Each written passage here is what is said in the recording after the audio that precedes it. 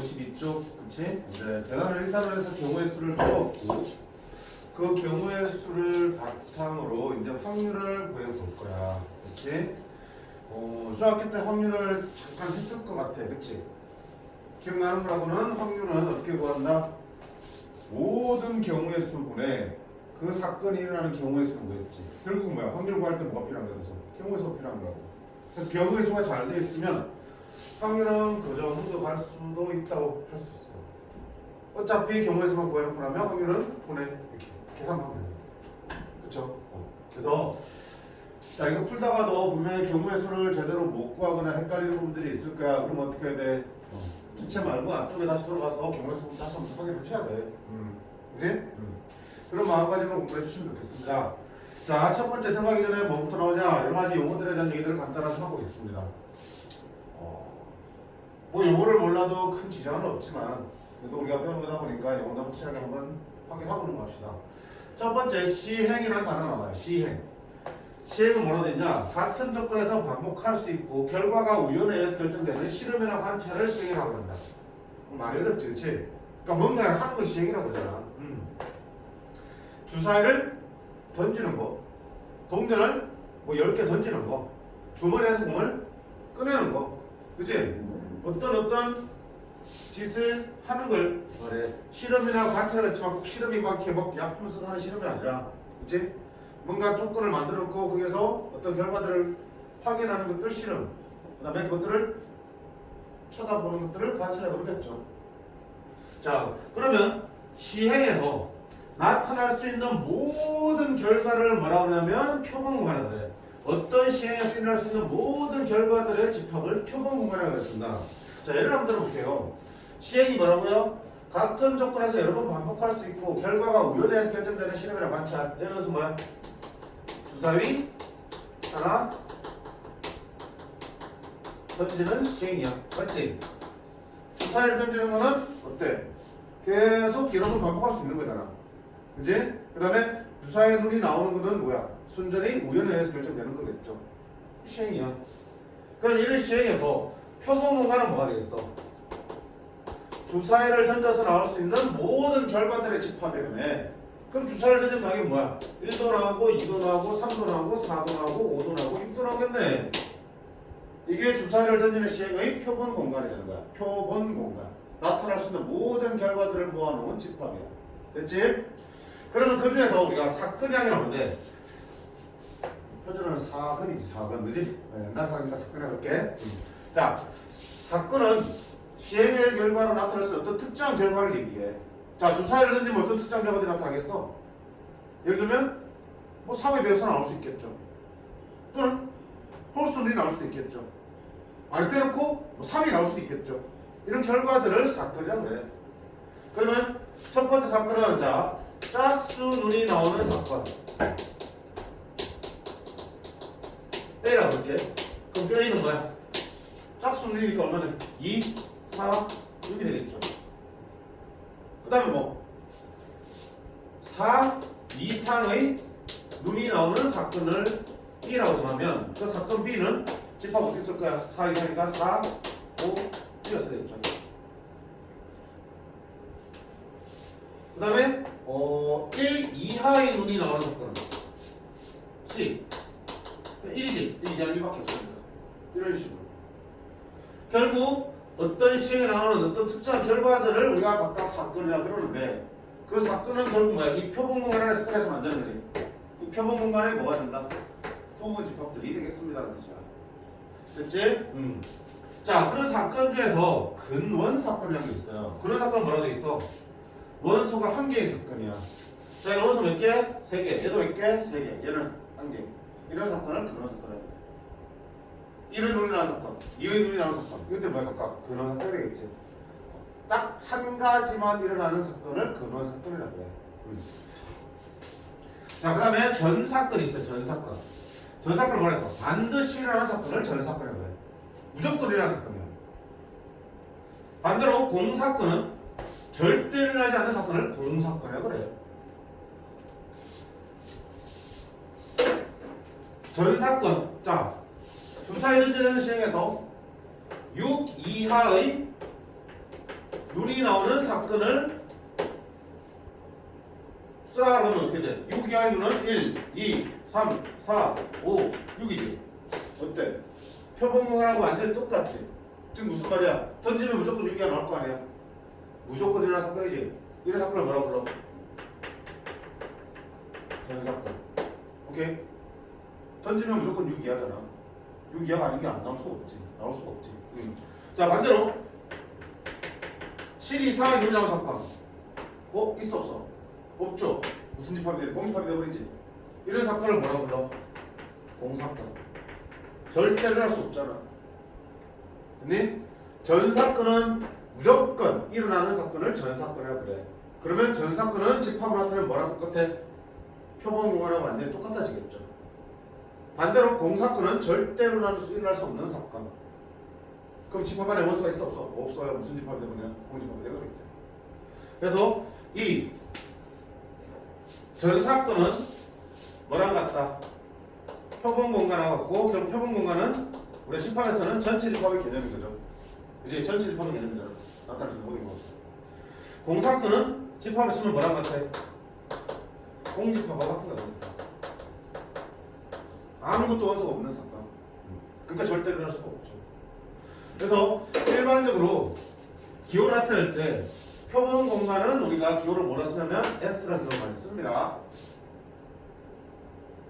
또는 책에 뭐라 쓰냐? 딱히 기호는 안 주고 있군요. 그지? S라고 써 있지? 표본 공간은 공간 S를 많이 쓰고요. 결국 뭐야? 전사건도 표본 공간과 똑같기 때문에 결국은 S로 표현할 수 있겠죠. 공사건은 공집합이기 때문에 기호도 공집합 기호랑 똑같은 거 갖다 씁니다. 공사건은 이렇게 공집합 기호를 씁니다. 알겠냐? 기호를 쓰면. 그래서 집합에서는 공집합을 읽고요. 경우에서는 뭐라고 읽는가?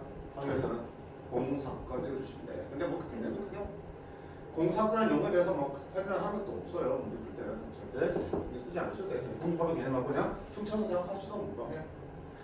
자, 그 다음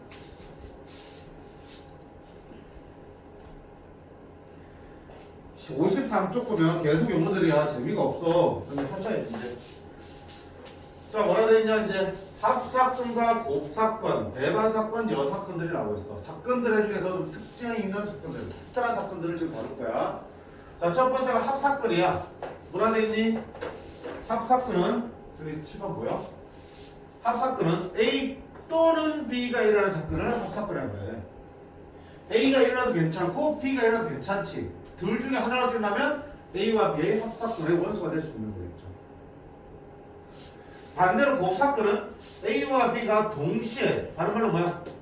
둘 다, 모두 A, B가 둘 다 일어나는 사건을 A와 B의 곱사건이라고 해요. 자, 역시 집합하고 우리가 비교해서 생각할 수밖에 없어요. 집합에서 집합 A 또는 B의 원수가 되는 집합을 무슨 집합이라고 했어? A와 B의 합집합이라고 불렀죠. 여기서는 합사건이라고 불렀어. 기호는 어떻게 해? 똑같아. 합집합 기호를 쓴다는 거야. A와 B가 A 또는 B가 일어나는 사건을 A와 B의 합사건을 쓰고 A 합집합 B 또는 A 합사건 B로 표현하는 거야. 자, 그 다음 봐. A와 B가 동시에 일어나는 사건을 A와 B의 곱사건이라고 그러지만 집합에서 뭐야? A에도 들어있고 B에도 들어있고 A와 B의 동시에 들어있는 집합을 A와 B의 교집합으로 불렀죠. 교집합이 한다는 게 여기서는 곱사건이 되는 거야. 그래서 기호는 어때? 교집합 기호를 그대로 갖다 쓰는 거야. 그래서 집합에서는 이거는 A와 B의 교집합, 경우에서 사건의 확률에서는 A와 B의 곱사건, A와 B가 둘 다 일어나는 사건이야. 됐지? 세 번째 배반 사건은 뭐냐면 A, B가 동시에 하지 않을 때, A와 B가 동시에 하지 않을 때 그 두 사건은 서로 배반 사건이라고 그래. 예를 들면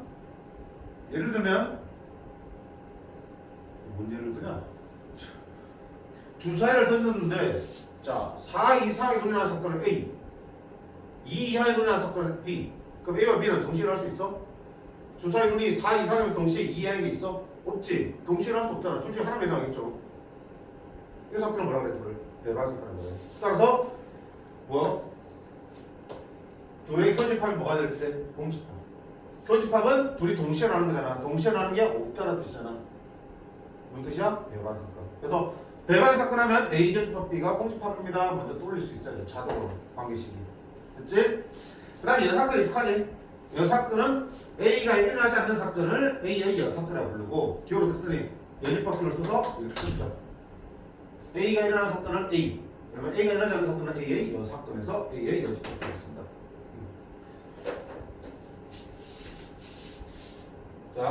자, 있지? 예를 들어보자. 자, 주사에 하나 던지는 시행이 있어요. 당연히 표본 공간은 1부터 6까지 원소가 들어가 있겠다. 됐지? 여기서 A 사건은 뭐라 그럴까? 짝수 눈이 나오는 사건을 내가 A라고 할게. 그럼 뭐네? 2, 4, 6이 되겠죠. 그 다음에 4 이상의 눈이 나오는 사건을 B라고 할게. 그럼 얼마야? 4, 5, 6이지. 그럼 A와 B의 합사건은 뭐가 되니? 합집하면 돼. 합집하면 뭐야? 원소들을 싹을 다 끌어모는 거지. 짝수의 눈이 나오거나 또는 4 이상의 눈이 나온 사건으로 보면 A와 B 합사건이잖아.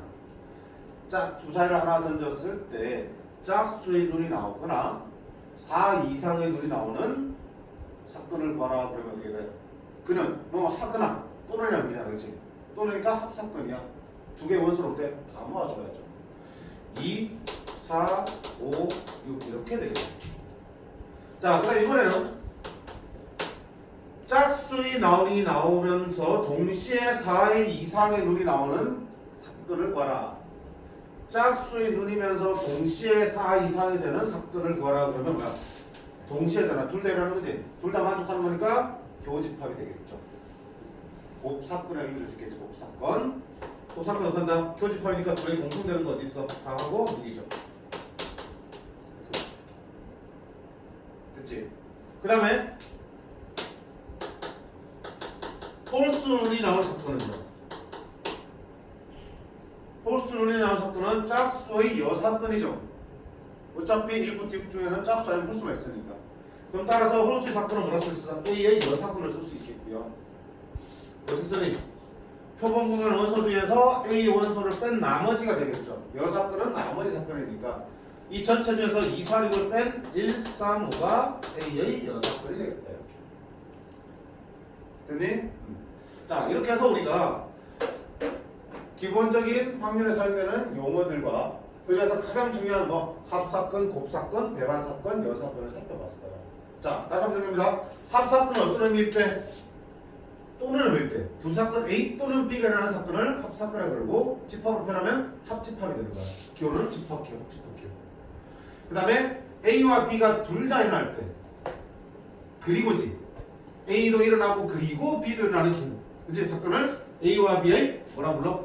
곱사건이라고 부르고 이거는 집합에서 무슨 개념? 교집합의 개념하고 일치합니다. 그 다음에 배반 사건은 둘 다 동시에 일어나지 않는 사건을 A와 B의 배반 사건이라고 부르고 배반 사건 나오면 무조건 이거 한 개씩 떠오려고 그랬죠. 동시에 일어나지 않으니까 곱사건이 뭐가 되는 거야? 공집합이 되는 거야. 여사건은 말할 것도 없죠. A가 일어나지 않는 사건, A 여사건이고 전체에서 A를 뺀 나머지가 되는 거야. 됐지? 결국 이것들이 나중에 확률의 연산에서 그대로 적용될 거야. 그러니까 지금 보니까 어떤 느낌 들어?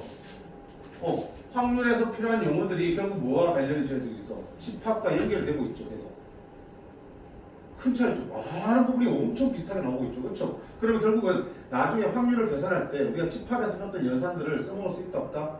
있게 된다고요. 집합 연산 까먹었으면 할 말이 없지만 다시 한번 기억해 주시면 확률 연산 많이 활용할 수 있어요. 자, 문제 바로 보겠습니다. 17번 봅니다.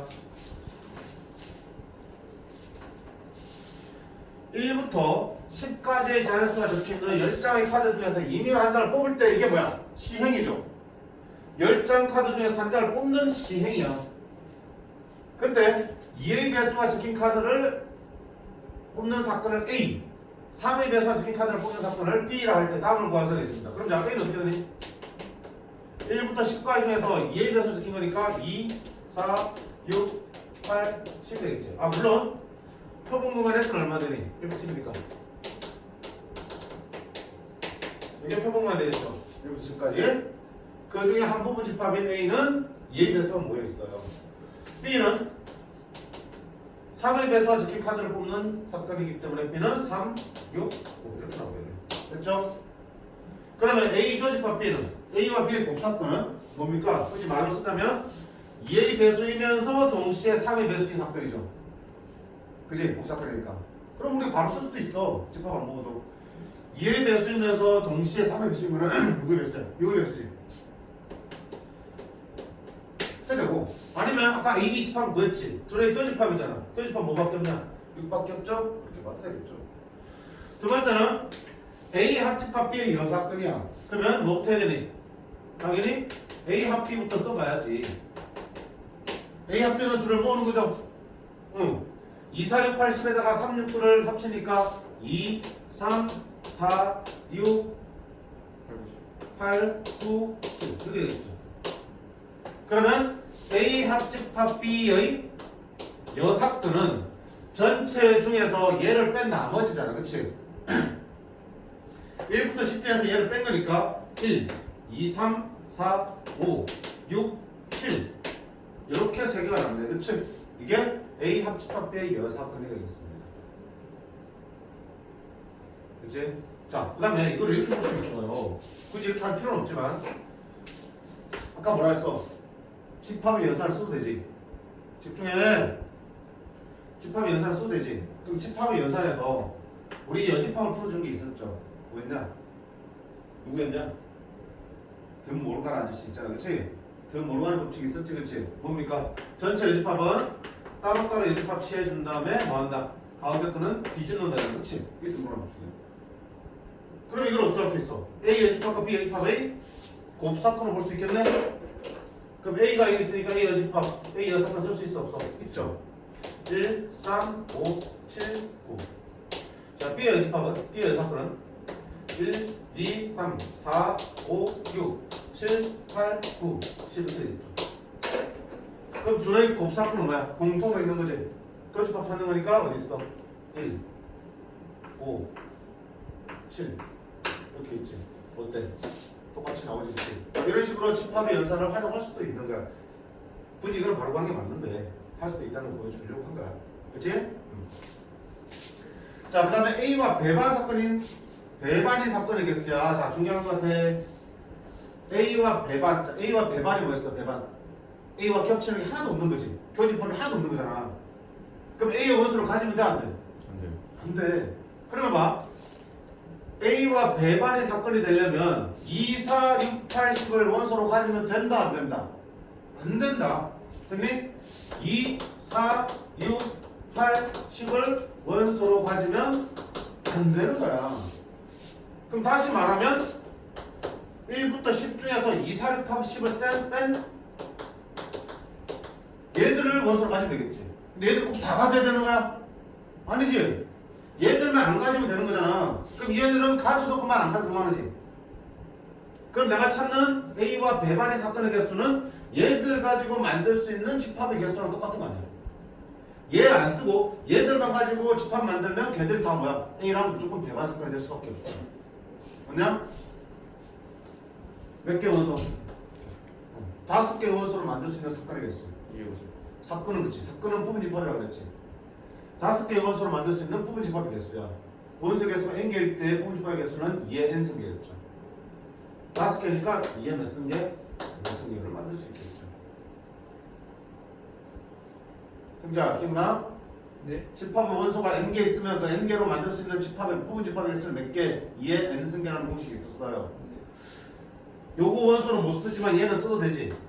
그러면 A와 배반이 되려면 이 원소 빼고 얘들만 가지고 만들어야 돼. 이 5개의 원소로 만들 수 있는 집합의 개수는 2의 몇 승계? 5승계. 그래서 32개가 되는 거예요.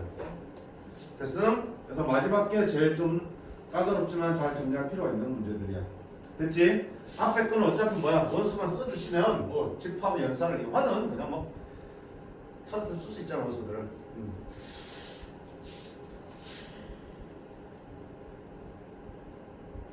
자, 밑에도 결국 주어진 사건들을 이렇게 쌤처럼 집합으로 표현하시면 원소들을 쭉 나열해 주시면 충분히 다 찾아낼 수 있는 것들. 이걸 못 푸는 건 말이 안 돼요. 맞지?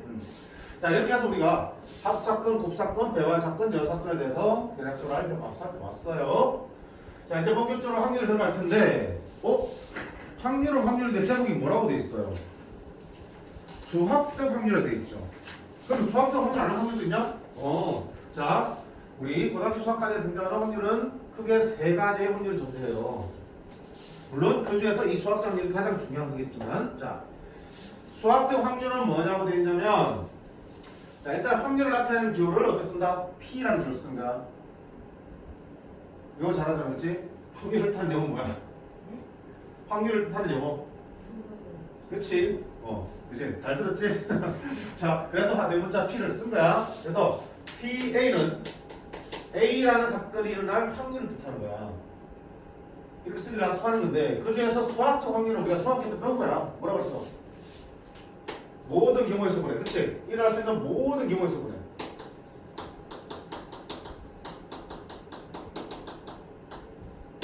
사건 A가 일어나는 경우의 수가 분자로 올라가면 그게 뭐야? 사건 A의 수학적 확률을 구하는 식이 되는 거야.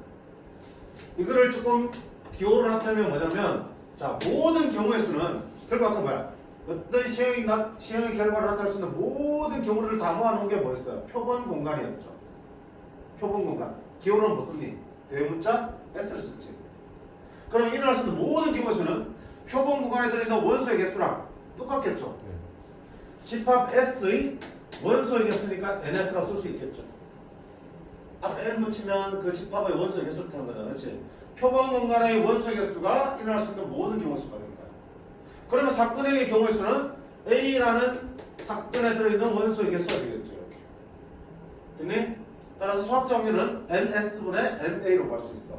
이렇게 쓰긴 했지만 사실은 모든 경우 수분의 사건 A 경우 수가 됩니다. 자, 이거를 우리가 뭐란다? 사건 A가 일어날 수학적 확률이라고 합니다. 결국 경우의 수를 통해서 그 확률을 계산하는 것을 우리가 수학적 확률이라고 합니다. 그러면 다른 확률을 쓰면 또 뭐가 있습니까? 자, 첫 번째가 뭐냐면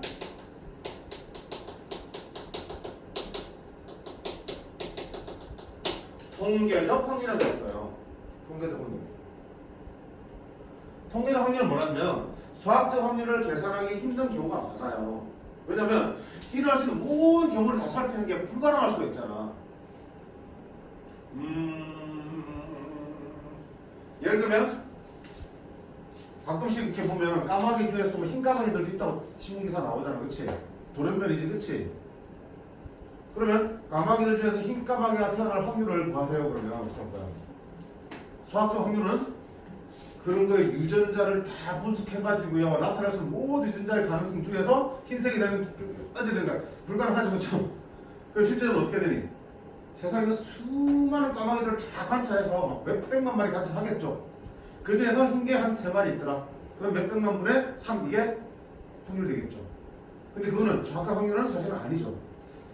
내가 조사한 게 세상에 있는 모든 까마귀를 다 조사한 게 아니잖아. 그지? 근데 어쩔 수 없잖아. 수학적 확률을 구하기에는 너무 힘들잖아. 세상에 있는 모든 까마귀를 한 마리 빼놓자고 다 조사할 수 있어요? 못해. 불가능하다고요. 어쩔 수 없이 내가 직접 관찰할 수 있는 것을 최대한 관찰해서 거기서 내가 확률을 구해내는 걸 뭐라 그래? 통계적 확률이라고 그래. 오케이? 자, 예를 들면 이 반에서 안경을 쓰고 있을 확률을 그러면 몇 명 되잖아. 하나, 둘, 셋, 넷, 5명에서 지금 2명 쓰고 있죠. 확률 얼마야? 5분의 2지. 이건 뭐야? 수학적 확률이야. 그치?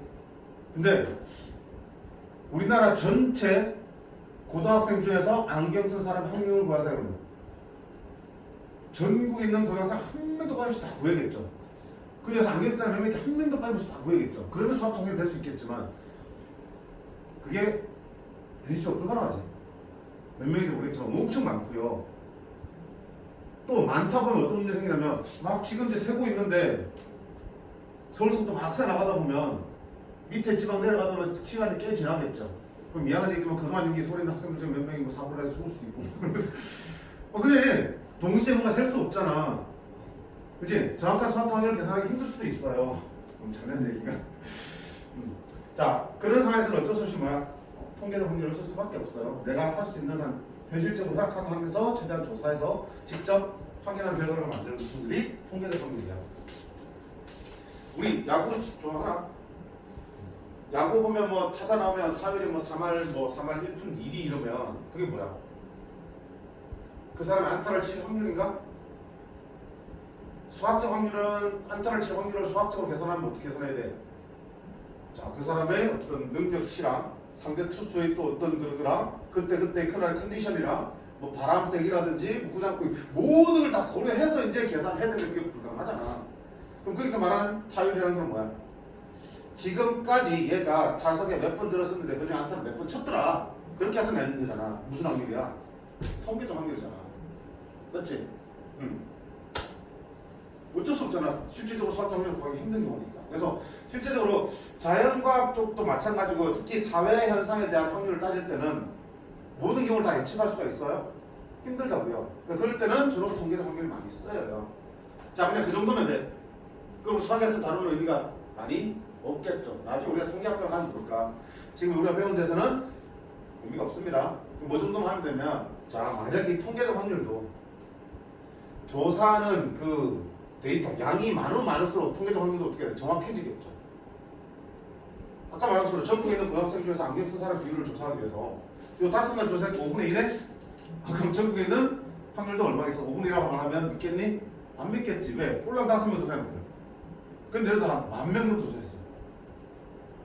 그럼 좀 더 믿을만 하겠죠. 그지? 한 10만 명 조사해서 통계적 확률을 구했어. 그럼 실제 확률과 어때? 더 비슷해지겠죠.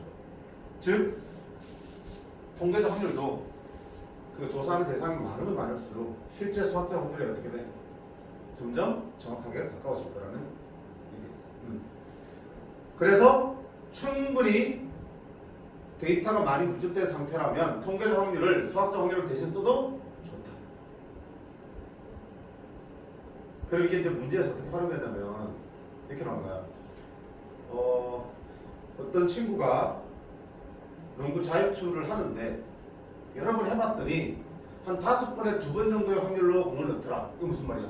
통계적 확률이잖아. 그동안 쭉 지켜보니까 5번 중에 한 2번 정도 넣더라. 통계적 확률이 5분의 1이라는 얘기야. 골을 넣을 통계적 확률이. 근데 쭉 오랜 기간 동안 같이 했기 때문에 이 5분의 1이라는 확률을 그 사람이 자유투를 성공시킬 수학적 확률을 대신 써도 괜찮은 거야. 그러니까 확률 계산할 때 통계적 확률이 주어지더라도 우리는 그냥 뭐야? 일반적인 확률이 주어진 거라 생각하고 받아들이고 써도 된다는 얘기야. 그건 충분해. 이제 몇 번 중에 몇 번 골로 하는 건 뭐야? 통계적 확률을 의미하는 거거든? 근데 그걸 수학적 확률 대신에 확률을 필요한 자리에 갖다 써도 괜찮다. 자, 그 정도는 돼요. 그 다음에 또 다른 게 하나 있어요.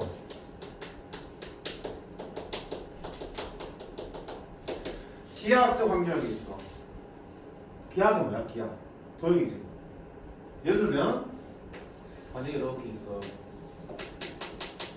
관역인데 가운데 이렇게 맞추는 표적이 있어. 내가 활을 딱 쐈을 때 이 표적에 맞출 확률을 구하세요. 그러면 어떻게 돼? 얘를 수학적 확률을 구하려면 전체 경우의 수는 어때? 관역 전체에서 맞출 수 있는 가지수 분의 이 표적 안에 맞출 수 있는 가지수를 구해야 되겠죠. 근데 그게 수학적 확률인데, 야, 여기 안에 있는 점의 개수 셀 수 있어 없어? 점의 개수는 무수히 많단 말이야. 여기 안에 있는 점의 개수 어때? 무수히 많지. 그럼 그 개수를 세서 우리가 경우의 수 확률을 구할 수 있어 없어? 없는 거야. 그래서 이런 경우에는 그냥 그 확률을 어떻게 하겠다? 전체 넓이 분의 이 부분의 넓이를 가지고 여기를 맞출 확률로 계산하겠다는 게 기하학적 확률이야. 일일이 점을 셀 수 없기 때문에 뭐야? 점을 세는 대신에 뭐야? 해당 부분의 넓이나 길이를 가지고 확률을 구하는 걸 기하학적 확률이라고 해. 무슨 말이야 여기서? 그래서 도형에서 보통 길이나 넓이, 전체 길이분의 해당 부분의 길이 또는 전체 넓이분의 해당 부분의 넓이 이걸 가지고 수학적 확률을 대신 구하는 것을 기하학적 확률이라고 해요. 근데 이 기하학적 확률도 예전에는 조금 내신에서는 많이 좀 나누는데 교육관이 바뀌면서 부등식 영역에 빠지면서 비중은 매우 적어졌어요. 그냥 있는 둥 마는 둥이야. 근데 이런 게 있구나 정도만 보시면 될 거야. 간단한 문제들 정도는 볼 거고요. 됐죠? 그래서 우리가 메인 가이드는 뭐야? 저희는 수학적 확률이 될 거고 그 수학적 확률을 구하기 위해서는 뭐다? 경우의 수를 확실하게 구할 수 있어야 된다. 그치? 자, 넘어가서 18번 문제 보겠습니다. 서로 다른 두 개의 주사위를 동시에 던질 때 다음을 구하세요 되어 있습니다. 이 수학적 확률 문제는 보통 이렇게 나와 있어요. 뭐뭐뭐뭐 할 때 뭐뭐뭐뭐 할 확률을 구하세요 이렇게 나와요. 문제들이. 그래서 선생님이 보통 얘기하는 거는 친구들한테 이런 얘기를 해. 할 때 좀 끊으라고요. 뭐뭐뭐뭐 할 때라는 게 뭐냐면 전체 시행을 안 하는 거지. 주사위를 몇 개 던질 때, 동전을 몇 개 던질 때 시행을 나타내는 거지. 그럼 여기 시행에 나타날 수 있는 모든 결과가 어디로 들어가야 되니? 분모로 들어가겠죠. 그 다음에 뭐뭐뭐뭐뭐 할 확률을 구하세요. 뭐야 이게? 우리가 관심 있게 구할 사건의 나오는 사건. 짝수를 나오는 확률을 구하세요. 그치? 사건. 그럼 이게 어디가 되겠죠? 분자를 의미하는 거겠죠. 그래서 뭐뭐 할 때를 기준으로 끊어주시면 할 때 앞쪽은 뭐가 되니? 수학적 확률에서 분모에 해당되는 거고요. 할 때 뒤쪽에 있는 경우의 수가 어디로 올라가면 되니? 분자로 올라가면 되는 거야. 할 때 기준으로 앞쪽이 분모, 뒤쪽이 분자 이렇게 생각하시면 좀 편할 거야. 됐지? 그래서 모든 문제를 볼 때 저렇게 끊어주시라고요. 할 때라는 표현이 정확하게 있을 수도 있고요. 약간 이상하게 표현이 바뀔 수도 있겠지만 문맥상 보면 할 때로 끊어질 때 한번 끊어주시라고. 주사위를 동시에 두 개를 동시에 던질 때 있으니까 산다. 분모는 뭐가 되니? 주사위 두 개 던지는 거야. 주사위 두 개 던지면 나오는 모든 경우 수는 몇 가지? 6, 6, 36이죠. 한 개당 6개, 얘도 6개, 6가지, 6가지, 6, 6, 36. 그니? 그래서 분모는 36이 되겠죠. 뭐 할 때, 자, 이런 확률 구하세요. 서로 같은 눈이라는 확률 구하셨어. 그럼 분자는 뭐 들어야 되니? 6. 서로 같은 눈이 나오는 개수지, 경우의 수. 1, 2, 3, 3, 4, 4, 5, 6, 6, 몇 개? 6개. 따라서 확률 얼마 되니? 6분의 1이 되겠습니다. 됐지? 두 번째 보세요. 역시 주사위를 두 개 동시에 던질 때 36분에 두 눈의 수의 합이 11 이상이 돼야 된다. 자, 그러면 보세요. 합이 11 이상이면 합이 11인 거랑 합이 얼마? 12인 것까지밖에 없죠. 합이 11인 거는 뭐냐? 5 더하기 6 그리고 6 더하기 5죠. 서로 다른 주사위니까 순서 바뀌면 따로따로 써야 됩니다. 합이 10이 되는 건 뭐야? 6, 6 남은 거겠죠. 몇 가지밖에 없어. 3가지밖에 없는데 따라서 문제를 못 쓴다? 3가지. 바꾸면 12분의 3번 36분에 두 눈의 수의 곱이 완전 정수가 되는 거야. 곱해서 완전 정수가 뭡니까? 어떤 자연수의 제곱수를 말해. 그치? 그러면 자, 완전 정수가 뭐가 돼? 1의 제곱, 2의 제곱, 3의 제곱, 4의 제곱, 5의 제곱, 6의 제곱. 여기 다시 그치? 더 이상 없으니까. 곱이 1 되는 거 뭐 있어? 1, 1밖에 없죠. 곱이 4 되는 거는 1, 4, 2, 2, 4, 1. 그렇지? 곱이 9 되는 거는 1, 9는 안 되잖아. 3, 3밖에 없죠. 곱이 16 되는 거는 2, 8, 1, 16 안 되고 2, 8도 안 되죠. 뭐밖에 없냐? 4, 4밖에 없네. 25 되는 것도 역시 5, 5밖에 없죠. 36 되는 것도 6, 6밖에 없죠. 그렇죠? 직접 셀 수밖에 없네. 하나, 둘, 셋, 넷, 다섯, 여섯, 일곱, 여덟, 36분의 8. 4분 나누면 9분의 9. 됐지? 그래서 일반적으로 주사위에서의 확률 문제는 경우의 수도 해봤겠지만 주사위에서의 특정 조건을 만족하는 경우의 수는 보통 어때? 직접 다 확인하는 거잖아. 왜? 1부터 6까지 수준밖에 없기 때문에 다 확인해서 그 합이 얼마 되는 거, 합이 곱이 얼마 되는 거 다 직접 하나하나 노가다로 찾는 거야. 그래서 분자에 해당되는 경우의 수를 구해낸다면 분모는 주사위를 두 개 동시에 쓰니까 36이 되겠습니다. 약분하시면 되겠죠. 자, 옆쪽에 19. 그러면 이제 우리가 앞에서 배웠던 순열, 조합 이런 도구들을 이용해서 경우의 수를 구하는 확률 문제를 보는 거야. 볼게요. 1, 2, 3, 4, 5, 6 6개의 숫자가 있는데 이걸 일렬로 나열할 때야.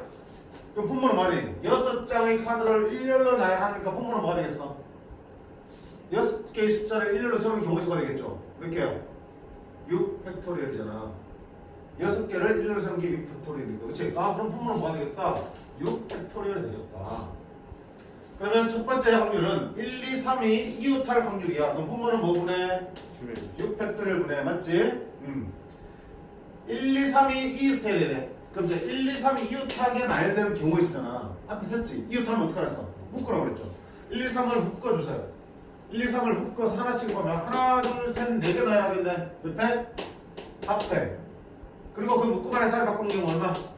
3패. 병무지? 그게 어디서 온다? 분자 올라가겠죠. 그러면 4패 곱하기 3패 쓰면 되겠죠. 계산 미리 때리지 마. 어차피 약분할 거니까. 보세요. 6패가 1부터 6까지 곱이지. 4패가 1부터 4까지 곱이지. 그럼 1부터 4까지 날릴 수 있죠. 그럼 분모는 뭐 남아? 5, 6만 남죠? 1, 2, 4는 날라갔으니까 합이랑 그럼 분자는 뭐야? 3패만 남죠. 이렇게. 이렇게 약분하면 되겠다. 그지? 약분 해야지 빨리빨리 계산할 수 있어요. 자, 두 번째는요. 역시 분모는 6팩토리얼 보내. 분자 볼까? 3이 적힌 카드와 4가 적힌 카드가 양 끝에 와야 돼. 그럼 아하. 양 끝에 3이나 4가 와야겠죠. 물론 바뀌어도 괜찮죠. 이렇게. 됐습니까? 그러면 3, 4를 자리 바꾸기로 몇 개? 2팩토리얼 하고 가운데에 몇 개 나머지 4개를 줄 세우면 되겠죠. 얼마? 4팩. 그제? 그럼 이것도 이렇게 2팩 곱하기 4팩이 들어갈 거고 4팩 약분하면 6 곱하기 5가 나올 거고요. 얘는 2팩이 나오기 때문에 이렇게 나오죠. 그치? 그래서 순열 잘 돼 있으면 아무것도 아니잖아 오히려. 그치?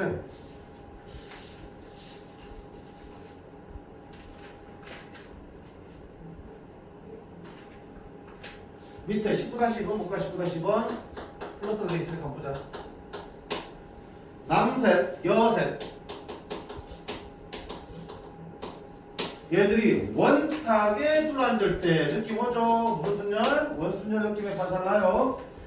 이 학생끼리 이웃해야 된대.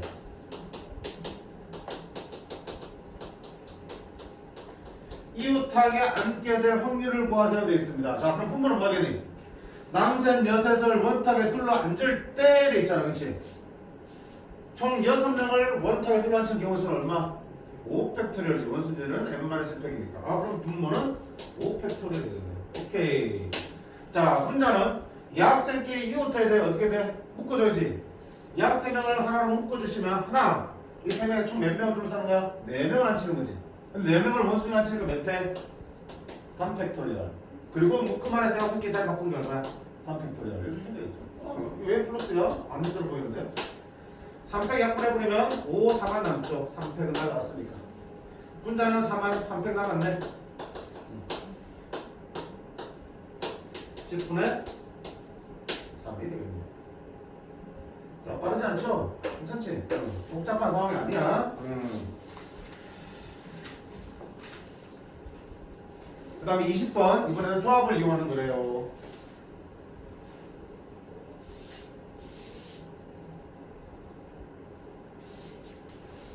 흰 공 5개, 빨간 공 3개, 검은 공 2개가 들어있는 상자에서 3개를 동시에 꺼낼 때 끄라고 했죠.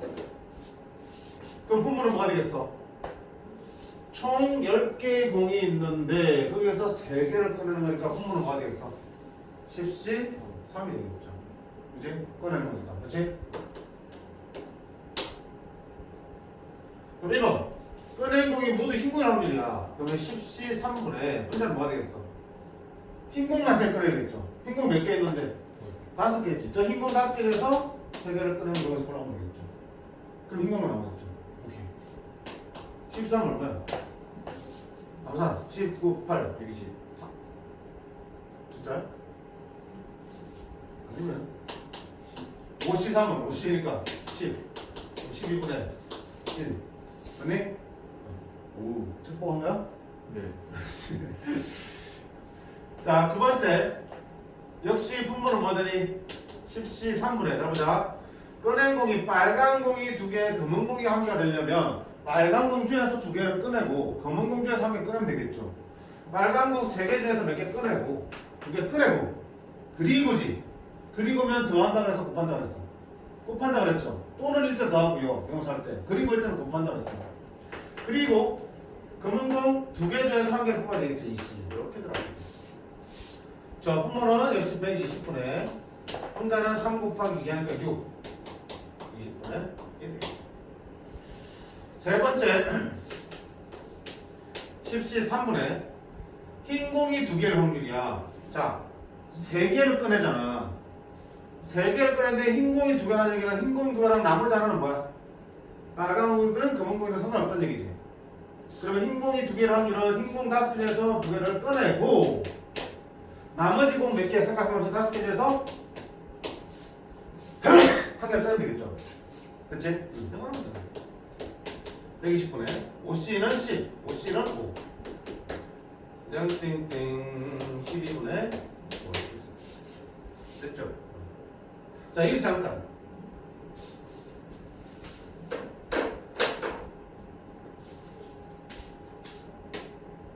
의문을 가진 친구들 있어요. 선생님, 흰공 5개 똑같은 건데 흰공 5개 똑같은 거고 빨간 공 3개 똑같은 거고 금공 2개 똑같은데 5개 중에서 2개를 꺼내는 게 의미가 있어요? 똑같은데? 모르는 꺼내서 상관없는데? 그지? 또 전체 중에서 3개 꺼내는데 10개 중에 3개는 선생님 우리 조합할 때 서로 다른 10개 중에서 꺼내는 게 조합 쓰는 거잖아. 서로 다른 n개 중에서 r개를 뽑는 게 조합이잖아. NCR이잖아. 그치? 서로 다른 10개입니까? 10개 중에 5개 똑같고 3개 똑같고 2개 똑같아. 그럼 조합을 쓸 수 있어 없어? 없다고 배웠잖아. 맞네?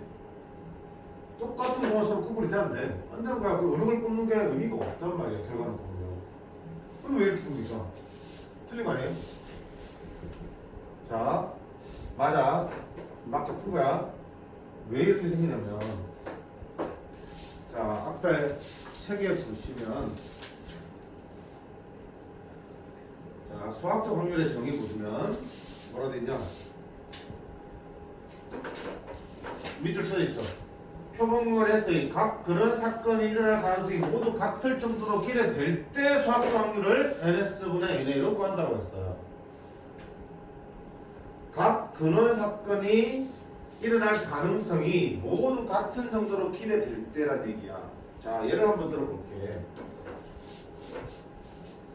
주머니에 흰 공이 3개야, 검은 공이 2개 있어요. 그러면 여기서 한 개 공을 꺼냈을 때, 자, 한 개 꺼냈을 때 흰 공이 나올 확률을 구하라. 그럼 생각 좀 해봐. 야, 주머니에서 공이 5개 들어있어. 그중 한 개 뽑는데 그 흰 공이 들 확률 당연히 얼마? 5분의 3이 맞는 거죠. 에이, 선생님 근데 흰 공 어차피 3개 똑같은 거잖아. 검은 거 2개 똑같은 거잖아. 그럼 여기서 공을 한 개 꺼내면 나타날 수 있는 경우는 흰 공 아니면 검은 거 2가지네. 흰 공 아니면 검은 거 2가지잖아. 그중 흰 공이랑 확률은 2분의 1이잖아. 어떻게 다 합리적으로 만든 거야? 흰 공 꺼낼 확률 2분의 1이겠어? 당연히 흰 공이 더 많은데? 상점 봤을 때 흰 공이 더 많이 나와야 정상인 거잖아. 이렇게 맞는 거야.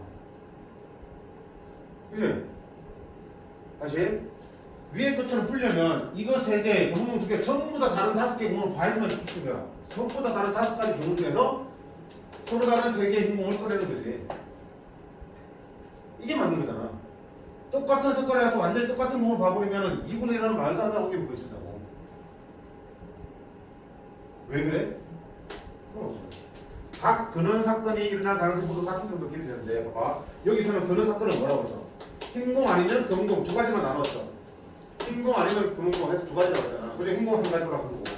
그렇다고 해서 흰공이 나올 확률과 검은공 확률이 같은 정도로 기대되냐 안 되니? 안 된다고요.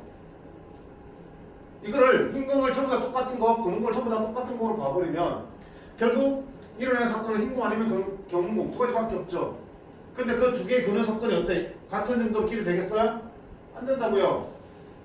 그치? 얘를 하나의 근원 사건을 보시면 안 된다고. 수학적 확률을 못 구한다고. 수학적 확률을 구하기 위해서는 어떻게 한다? 각각의 근원 사건들이 같은 정도로 기대돼야 된다고. 그럼 어떻게 되냐? 이 흰공 3개를 전부 다 어때? 다른 흰공으로 보고 검은공 2개도 전부 다 다른 검은공으로 봐야지만 각각 하나씩 들어있는 거니까 각각 공을 꺼낼 확률이 5분의 1로 똑같이 기대되겠죠. 다시 결론은 뭐야? 수학적 확률을 쓰려면 확률 문제에서 수학적 확률을 제대로 구하려면 같은 공도 일단 뭘로 본다? 서로 다른 공으로 봐야 한다는 거야. 같은 공도 서로 다른 공으로 봐야지만 각 근원 사건이 일어날 가능성이 모두 같은 정도로 기대된다고 할 수 있어요. 그래야지만 제대로 된 수학적 확률이 되죠. 약속한 거야?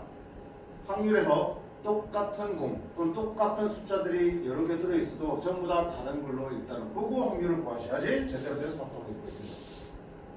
저것 때문에. 알겠지? 선생님 경우의 수 구할 때는요. 야, 여기서 공 꺼내면 나타날 수 있는 경우 수는 흰공 아니면 금공 두 가지밖에 없죠. 어차피 똑같은 흰공이니까 어느 흰공 꺼내지 상관없잖아. 근데 확률을 구할 때만큼은 서로 다른 공으로 일단 분주한다. 자, 그게 우리가 약속한 대원칙이야. 됐죠? 그럼 여기서 이렇게 풀었던 게 이해가 되지? 되지? 전부 다 다른 흰공 5개, 빨간 공 3개, 전부 다 다른 검은 공 2개를 갖고 푸는 거야. 그럼 서로 다른 10개 중에서 3개를 뽑는 게 맞죠? 서로 다른 흰공 5개에서 3개를 뽑아내는 게 맞죠? 그러면 흰공만 나올 테니까 이렇게 됩니다. 됐지?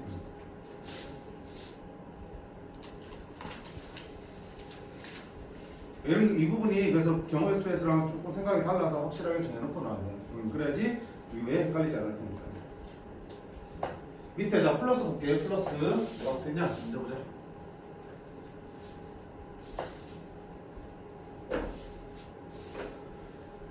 (20-2번) 흰 구슬과 검은 구슬 합하여 모두 10개 흰 거 더하기 검은 구슬 합쳐서 모두 10개의 구슬이 들어있는데 3개를 꺼내는데 10개 중에 3개를 꺼낼 때 모두 흰 구슬이라는 거예요. 흰 구슬만 나올 확률이 얼마라고? 6분의 1이다. 이 주머니에 들어있는 흰 구슬의 개수는 자, 흰 구슬 개수 뭐라 볼까요? 미지수 X로 볼까? 그러면 검은 구슬은 몇 개 되겠어? 합쳐서 10개니까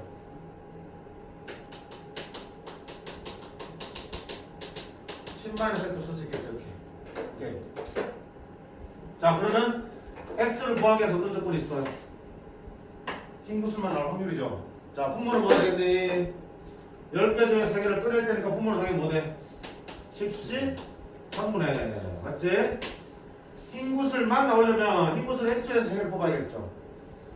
흰 구슬 중에서만 3개를 뽑아내면 되겠죠. 자, 이걸 계산한 게 얼마 나오더라는 얘기야? 6분의 1을 내야 되겠죠.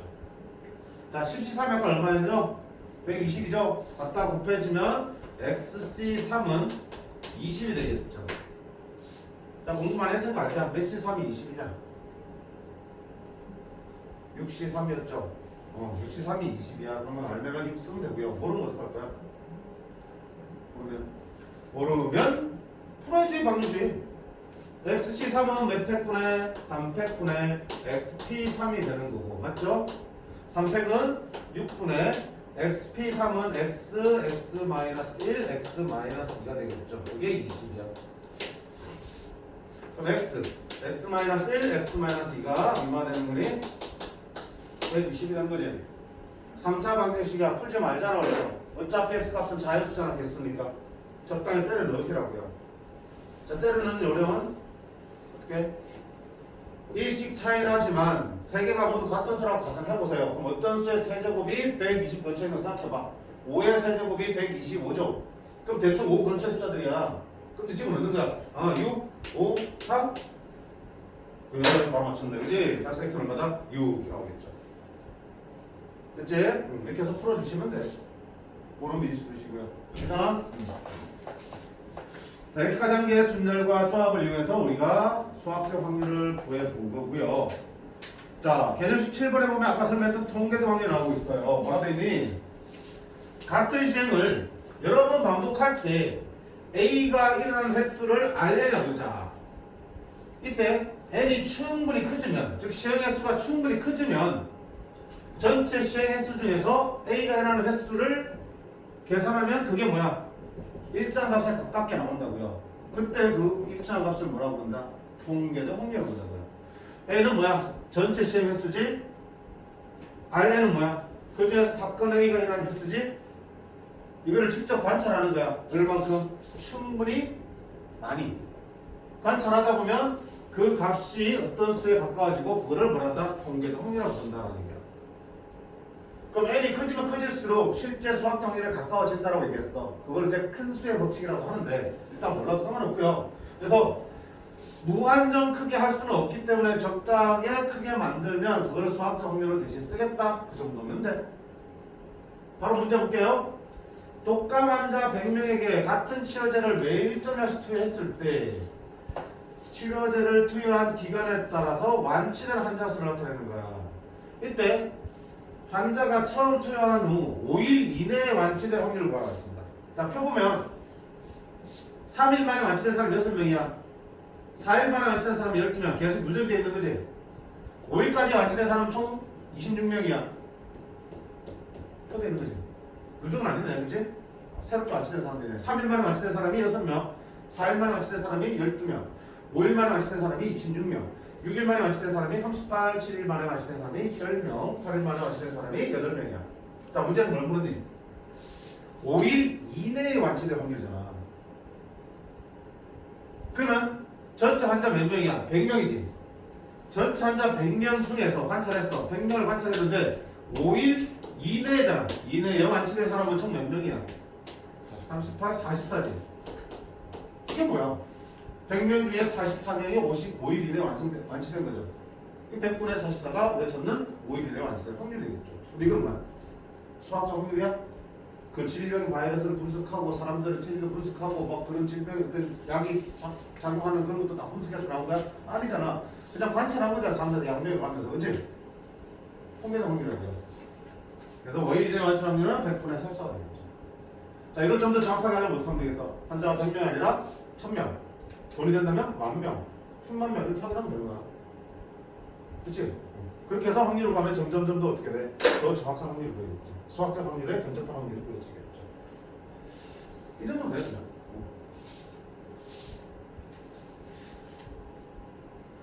자, 그 다음에 특강에서 기하학적 확률이 나오고 있죠? 아까 뭐라 그랬어? 연속적인 변량을 한다. 많이 좀 어려운데 아까 말했잖아.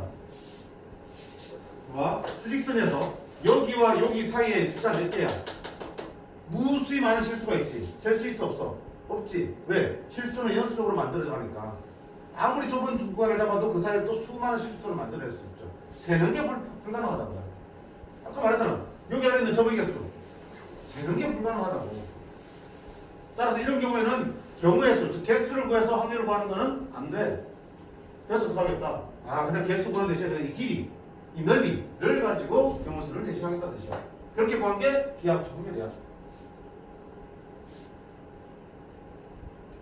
문제 봐요. 자, 이 정도는 우리가 여러 교재에서도 많이 볼 수 있고 하기 때문에 이 정도의 기하학적 확률 정도만 해주시면 돼요. 자, 뭐라든지 한 변의 길이가 10인 정사각형이 있는데 내부의 한 점 P를 잡을 때 삼각형 PBC가 둔각 삼각형이 될 확률을 구하셔야 되겠습니다. 그럼 둔각 삼각형이 되려면 삼각형은 몇 종류가 있어? 세 종류 있지. 둔각, 예각, 중간에 직각. 그러면 둔각 삼각형이 되려면은 어때? 예각이 되는 경우랑 직각이 되는 경우를 빼야겠죠. 자, 우리 속에 어때? 뭐가 떠올라? 직각 삼각형이 먼저 기준이 되겠지. 직각 삼각형을 기준으로 둔각과 예각이 나누셔야 되니까. 그럼 자, 직각 삼각형이 만들어지려면 P는 어디 그려져야겠어? 우리 수학교 때 배운 거 있잖아. 원의 지름이죠? 만들면 무슨 각이에요? 90도. 맞지? 이렇게 삼각형 만들어도 몇 도? 90도. 어떻게 만들어도 다 직각이 되겠죠. 자, 직각 삼각형이 되려면 어떻게 된다? 요 빗대를 중심으로 반원을 그리고 그 위에 꼭지점이 위치하고 있으면 무조건 뭐가 된다? 직각삼각형이 되는 거겠죠. BC가 지금 정해져 있죠. P를 어떻게 잡아야 되니?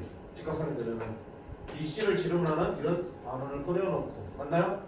반원을 이렇게 그려놓고 P가 여기에 있으면 무조건 무슨 삼각형이 되는 거야? 직각삼각형이 되는 거겠죠. 그리고 P가 그보다 바깥쪽에 있으면 뭐가 되냐? 예각이 되겠죠. P가 그보다 안쪽에 있으면 둔각이 되겠죠. 직각을 경계로 바깥쪽에 있으면 예각 삼각형, 안쪽에 있으면 둔각 삼각형이 되겠죠. 그럼 중각 삼각형이 되기 위하려면 P는 어디 있어야 되니? 요 반원 안쪽에 위치하면 되겠죠. 근데 그러면 다시 말하면 직각 삼각형이 될 확률은 어떻게 볼까요? P가 놓일 수 있는 전체 경우의 수분에 이 원안에 놓을 수 있는 경우의 수가 수학적 확률이 될 텐데 P가 놓을 수 있는 전체 경우의 수 셀 수 있어 없어? 정의 개수 못 세지. P가 반원 안에 놓을 수 있는 정의 개수 셀 수 있어 없어? 못 센다고요. 따라서 뭐 하는 거야? 그냥 넓이 가지고 구하겠다는 얘기야. 직각 삼각형이 되려면 P는 이 반원 안에 있어야 되니까 자, 공부해야 되는 전체 경우의 수는 전체 P가 위치할 수 있는 넓이죠. 얼마 되니? 10 곱하기 10이니까 뭐 그래? 100분의 둔각삼각형이 되기 위해서는 P는 여기 안쪽에 있어야 돼. P가 쓸 수 있는 넓이는 이 반원의 넓이가 되겠죠. 반지름이 5잖아. 파이 알제브니까 25파이가 원넓이고 반이니까 얼마야? 2분의 25파이가 되겠죠. 얘가 저기 뒤꿈치 부분의 넓이가 되겠죠. 그래서 전체 넓이분의 해당 부분의 넓이를 구해서 그걸 확률로 쓰는 게 기하적 확률이다. 결국 뭐냐? 200분의 우리가 검부세 사니까 이렇게 바꾸면 4 얼마다? 8분의 파이. 확률은 8분의 파이가 되겠습니다.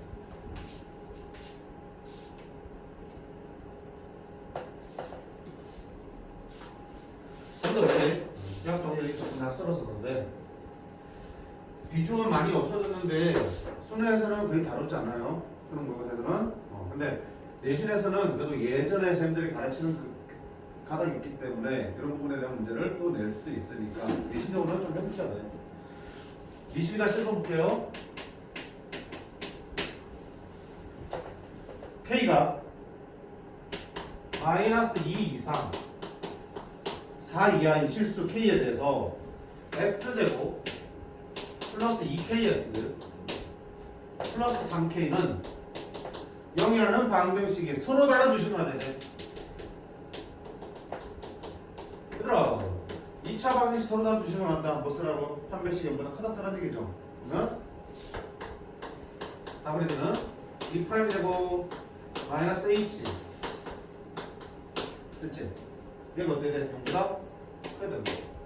인수를 하면 K, K 빼기 3이 0보다 크니까 따라서 K는 0보다 작다 또는 K는 뭐다?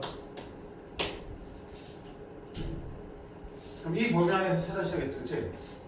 자, 그러면 그런 확률을 구하라 했잖아. 확률. 그 확률은 뭐야?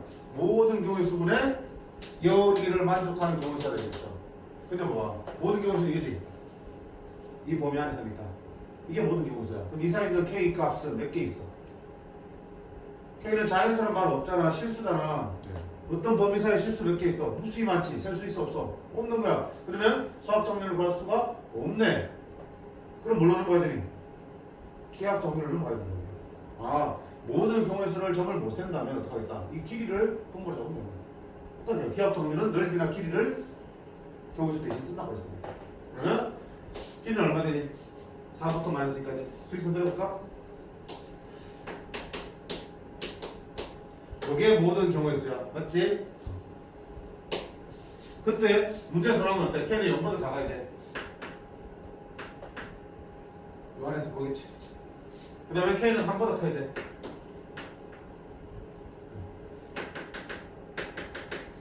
그럼 확률은 뭐가 되니? 전체 경우의 수는 전체 길이분의 어떤 사건 이거를 만족하는 경우의 수는 요 길이와 요 길이의 합을 구하면 되겠죠.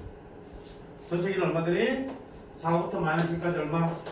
6분의 4 빼기 마이너스 2 오른쪽에서 왼쪽으로 빼서 길이 나오잖아. 그치? 6이지? 6분의 자 이만큼 길이 얼마야? 0 빼기 마이너스니까 2 이만큼 길이 얼마야? 1이지? 그러면 2 더하기 1이 전체 길이가 해당 사건의 길이가 되겠죠. 6분의 3이니까 얼마 된다? 2분의 1이 확률이 되겠습니다. 아까 위에 있는 예제는 전체 넓이분의 해당 부분의 넓이를 가지고 기하적 확률을 구하는 거고요. 이거 넓이 가지고 때 수직선상에서의 길이를 가지고 얘기하는 거야. 전체 길이분의 판별식 0보다 크게 될 부분 이 길이 이걸 기하적 확률로 쓰고 있어요.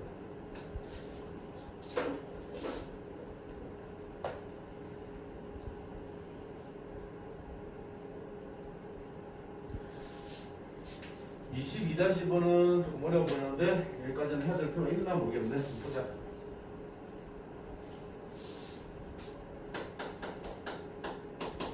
여기까지만 한번 칠게. 자, 평평면이 이렇게 4점을 꼭점을 하는 직사각형이 있대요. 한번 찍어보자. 1,√3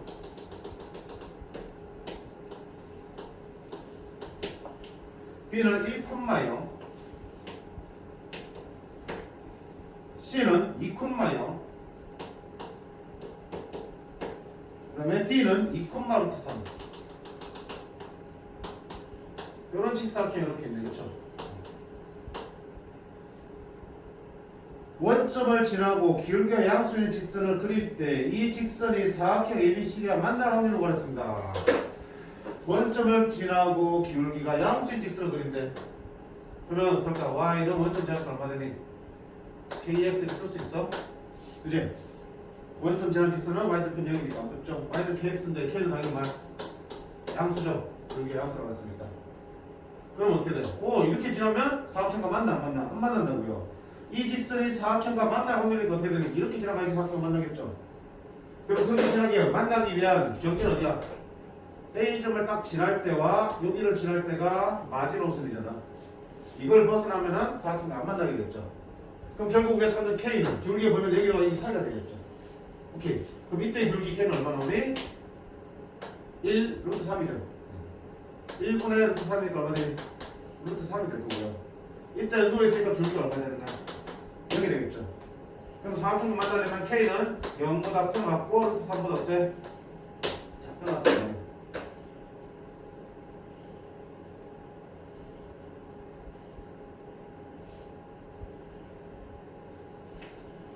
됐니? 그러면 뭐라 써? 이 직선이 사각형과 만날 확률을 구하세요 돼 있으면 어떻게 할 겁니까?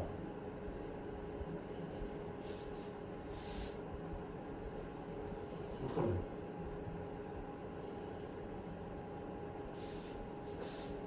만날 확률은 자 분명히 K는 양수니까 얘보다 어때 돼? 커야 되네, 그치? 얘보다 커. 뭐 만나겠지? 어디까지는? 여기까지는 만나. 근데 그걸 넘어가면 안 만나겠지? 그러면 만날 확률을 구하려면 우리가 기울기가 어때? 여기와 이 사이에 기울기가 상대로 숫자 이렇게 있어. 무수히 많지?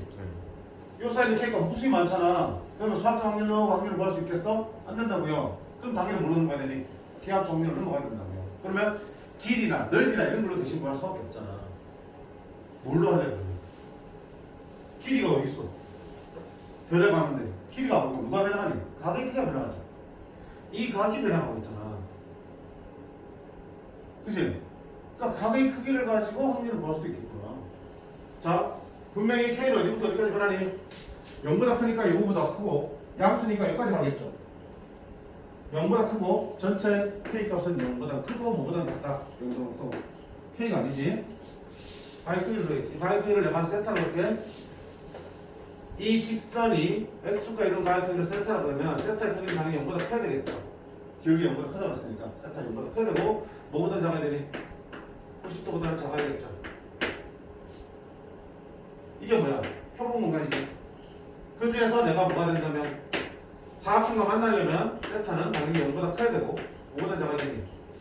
이때 루트 3이라는 얘기는 탄젠트 세타가 똑같다는 얘기는 몇 도일 때 3이니? 60도일 때죠.